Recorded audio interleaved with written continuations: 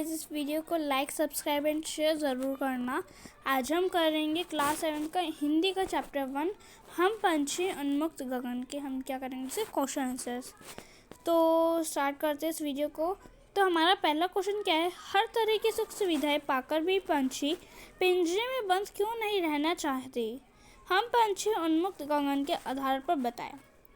अब इसमें ये पूछा गया हर तरह की सुख सुविधाएं पाकर भी पंछी पिंजरे में बंद क्यों नहीं रहना चाहते, क्यों बंद नहीं रहना चाहते, वो हम इसके आंसर देखते हैं। पक्षी के पास पिंजरे के अंदर वे सारी सुख सुविधा है जो एक सुखी जीवन जीने के लिए आवश्यक होती है। पक्षी के पास वो सारी सुख सुविधा है जो जीवन जीने के लिए, वरना मतलब हम जीवन जीते हैं, हम भी तो जीते हैं, तो उसके लिए जीने के लिए हमें काफ़ी सारी चीज़ें चाहिए होती है। तो वो पक्षी के लिए भी पिंजरे में सारी सुविधाएं उपलब्ध है जीने के लिए, जो जीने के लिए आवश्यक होती है, लेकिन वह परतंत्र है। लेकिन वो क्या है? परतंत्र है। हर तरह की सुख सुविधाएं पाकर भी पक्षी पिंजरे में बंद नहीं रहना चाहते। वो हर तरह की सुख सुविधाएं पाकर भी पिंजरे में बंद नहीं रहना चाहते, क्योंकि उन्हें बंधन नहीं अपितु स्वतंत्रता पसंद है। क्या पसंद है उन्हें? स्वतंत्रता पसंद है। वे खुले आकाश में ऊंची उड़ान भरना चाहते हैं, नदी झरनों का बहता जल पीना चाहते हैं, कड़वी निमोरियाँ खाना पसंद करते हैं। पिंजरे में रहने से अच्छा वो कड़वी निमोरियाँ खाना पसंद करते हैं। कवि ने पक्षी के माध्यम से बंधन मुक्त जीवन की कल्पना की है। उन्होंने कवि पक्षी के माध्यम से बंधन मुक्त जीवन की कल्पना की है। सेकंड क्वेश्चन क्या है, पक्षी उन्मुक्त रहकर अपनी कौन कौन सी इच्छाएं पूरी करना चाहते हैं? वे अपनी कौन कौन सी इच्छाएं पूरी करना चाहते हैं उन्मुक्त रहकर, पिंजरे में न रहकर? तो पक्षी उन्मुक्त रहकर बहता हुआ शीतल जल पीना, कड़वी निबोरी के फल खाना, पेड़ की सबसे ऊंची टहनी पर झूलना, खुले आसमान में उड़ना तथा क्षितिज के अंत तक उड़ने की इच्छाएं पूरी करना चाहते हैं। वो उन्मुक्त रहकर जो शीतल जल पानी होता है वो पीना चाहते हैं। कड़वी निबोरिया का जो फल है वो खाना पसंद करते हैं। पेड़ की जो सबसे ऊंची टहनी होती है उस पर झूलना चाहते हैं। खुला आसमान में उड़ना चाहते हैं। हम भाव स्पष्ट कीजिए। या तो क्षितिज मिलन बन जाता है या तंती सांसों की डोरी। इसका हम क्या करना है? भाव स्पष्ट करना है। प्रयुक्त पंक्तियाँ हमारी पाठ्य पुस्तक वसंत भाग 2 में संकलित श्री मंगल सिंह सुमन द्वारा रचित कविता हम पंछी उन्मुक्त गगन के से उद्धृत है। ये जो कविता ये किसने लिखी है? श्री मंगल सिंह सुमन ने। तो इसमें क्या बोला है? इनमें पक्षी स्वतंत्र रहकर क्षितिज की सीमा तक उड़ना जाने की अपनी इच्छा व्यक्त करते हैं। वो सबसे ऊंची, सबसे जो लास्ट तक आसमान होता है ना, उधर तक जाने की सीमा व्यक्त करते हैं। वे कहते हैं कि उड़ते उड़ते या तो क्षितिज की सीमा ढूंढ ही निकलेंगे या अपने प्राण त्याग कर देंगे। वो कहते हैं कि हम आखिर तक पहुंचना चाहते हैं आसमान में, या फिर हमारे प्राण हम मर जाना चाहते हैं। पक्षियों के इस कथन से उड़ने के प्रति उनके लगाव का पता चलता है। पक्षी जो ये सब कहते हैं उनसे पता चलता है कि उन्हें कितना लगाव है। ठीक है, प्रश्न 4 का फर्स्ट पार्ट देखते हैं। बहुत से लोग पक्षी पालते हैं, पक्षियों को पालना उचित है अथवा नहीं? अपना विचार लिखिए। पक्षी को पालना उचित है या नहीं? आप अपना विचार भी लिख सकते हैं। इसमें मैं अपना विचार लिख रही हूँ। मेरे अनुसार पक्षियों को पालना बिल्कुल भी उचित नहीं है। पक्षियों को पालना बिल्कुल भी उचित नहीं है, क्योंकि ईश्वर ने उन्हें पंख क्यों दिया? उड़ने के लिए दिया। इसलिए उन्हें बंधन में रखना सर्वथा अनुचित है। उन्हें बंधन में रखना, पिंजरे में रखना बहुत गलत है। अपनी इच्छा से ऊंची से ऊंची दूर तक उड़ान भरना, पेड़ों पर घोंसला बनाकर रहना, नदी झरनों का जल पीना, फल फूल खाना ही उनका स्वाभाविक प्रवृत्ति है। क्या चाहते हैं वो? कि वो ऊंची उड़ान भरे फल फूल खाना पसंद करते हैं वो, और पेड़ों पे घोंसला बनाना पसंद करते हैं, नदी झरनों का पानी पीना चाहते हैं। आप किसी को भी कितना ही सुखी रखने का प्रयास करें, परंतु उसके स्वाभाविक परिवेश में अलग करना अनुचित ही माना जाएगा। आपको जितना भी सुखी करे, लेकिन आपको बाहर तो जाना ही होगा ना। आज़ादी अनमोल है। सैकड़ों स्वर्णिम मुद्राएं लेकर भी उसे खरीदा नहीं जा सकता है। आज़ादी जो है अनमोल है, उसे जितने ही पैसे दे दो लेकिन उसे ख़रीदा नहीं जा सकता है।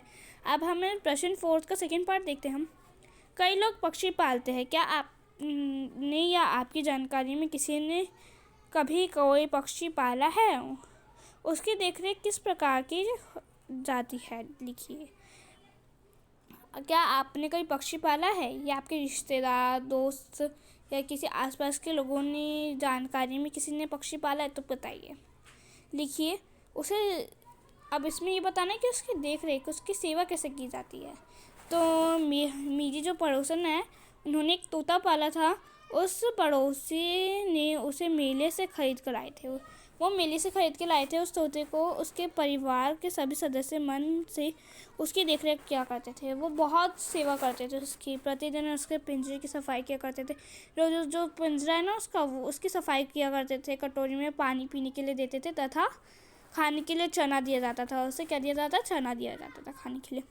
इसके अलावा तोते को मौसमी फल तथा मिर्ची भी खाने को दी जाती थी। उसे मौसमी भी दी जाती, फल भी दिए जाते और मिर्ची भी खाने को दी जाती थी। मेरा पड़ोसी घंटों उस तोते की बातें किया करता था और उसे लेकर उसे घुमाने पार्क में जाया करता था। उसे वो काफ़ी बहुत देर उससे बातें किया करता था और कभी वो रोज़ उसे पार्क में भी घुमाया करता था। तोते ने घर के सभी सदस्यों के नाम रट लिए थे। जो तोता था उसने सब जितने भी घर के सदस्य थे सबके नाम उसे पता थे, वो बोलता था। लेकिन तोता खाना भारी मन से खाता था। लेकिन जो वो तोता था खाना ना भारी मन से खाता, अच्छे तरीके से नहीं खाता था। जब मैं पड़ोसी के घर पिंजरे के पास जाती थी तो वह हमारी ओर आशा भरी दृष्टि से देखता था। जब भी मैं उनके घर के पास जाती थी ना, उनके पिंजरे के पास, तो जो तोता का पिंजरा था उसके पास जाती थी ना, तो वो मेरी आशा भरी दृष्टि से देखता था। अब प्रश्न 5 देखते हैं। पक्षियों को पिंजरे में बंद करने से केवल उनकी आज़ादी का हनन ही नहीं होता, अपितु पर्यावरण भी प्रभावित होता है। इस विषय पर 10 पंक्तियों पे अपने विचार लिखिए। इसमें जो पक्षियों ने केवल करने सिर्फ आज़ादी का ही हनन नहीं होता था, लेकिन उसके अलावा पर्यावरण जो है वो भी प्रभावित होता था। इस विषय पे हमें 10 पंक्तियाँ लिखनी है विचार करके। मैंने 10 पंक्तियाँ लिखी ये हैं। पक्षियों के पिंजरे में बंद करके उनकी आज़ादी का हनन होता है ही है। जो पक्षियों को अगर पिंजरे में बंद करते तो उनका हनन तो होता ही है, क्योंकि उनकी प्रकृति है उड़ान। उनकी प्रकृति क्या है? उड़ना। वो उड़ना चाहते थे। पिंजरे में बंद करके हम उन्हें प्रधानित बना लेते थे। हम उन्हें पिंजरे में बंद करके ना पराधीन बना लेते, जिससे कि आज़ादी तो समाप्त ही हो जाती है, साथ ही पर्यावरण भी प्रभावित होता है। जिससे हम उन्हें पिंजरे में रखते हैं तो उनकी जो आज़ादी है वो समाप्त भी हो जाती है और इसके साथ साथ पर्यावरण पे भी प्रभावित होता है, क्योंकि पर्यावरण को संतुलन करने में भी पक्षियों का सहयोग रहता है। क्योंकि जो पर्यावरण है उसे अच्छा बनाने के लिए पक्षियों का बहुत साथ होता है, सहयोग रहता है। पक्षी आहार श्रृंखलाओं को नियमित करते हैं, जैसे घास का टिड्डा खाते हैं, टिड्डों को पक्षी खाते हैं। और यदि पक्षी न हो तो टिड्डे की संख्या अत्यधिक हो जाएगी जो फसलों को नष्ट कर देंगे। यदि टिड्डे न हो तो घास इतनी बढ़ जाएगी कि मनुष्य परेशान हो जाएंगे। अगर टिड्डे नहीं होंगे तो घास इतनी बढ़ जाएगी कि मनुष्य परेशान हो जाएगा। क्या आप प्रश्न 6 देखते हैं। क्या आपको लगता है कि मानव की वर्तमान जीवन शैली और शहरीकरण से जुड़ी योजनाएं पक्षियों के लिए घातक है? पक्षियों से रहित वातावरण में अनेक समस्याएं उत्पन्न हो सकती है। इन समस्याओं से बचने के लिए हमें क्या करना चाहिए? उस विषय पर वाद विवाद प्रगति का आयोजन कीजिए। तो इसका उत्तर देखते हैं। यह कहना गलत नहीं कि मानव की वर्तमान जीवन शैली और शहरीकरण से जुड़ी योजनाएं पक्षी के लिए घातक है, क्योंकि शहरों में औद्योगिकरण के कारण वैश्विक गैसें और प्रदूषण जल पक्षियों के लिए हानिकारक होता है। दूसरी ओर अधिक से अधिक भवन निर्माण के कारण वनों व हरियालों वाली इलाकों को काटकर बड़े बड़े भवन बना दिए जाते हैं, जिससे पक्षियों का आश्रय स्थल समाप्त हो जाता है। साथ ही वृक्षों से प्राप्त खाद्य पदार्थ, फल फूल आदि उन्हें नहीं मिल पाते। ऐसा होने पर उन्हें बहुत मुश्किल का सामना करना पड़ता है। पक्षियों से रहित वातावरण में आहार श्रृंखला प्रभावित हो जाएगी, पर्यावरण संतुलित नहीं रहेगा। इसके लिए हमें अधिक से अधिक वृक्ष लगाने चाहिए व बाग बगीचों का निर्माण करना चाहिए। फैक्ट्री को भी शहरों से दूर लगाकर धुएं व प्रदूषित जल हेतु उचित प्रबंध करने चाहिए।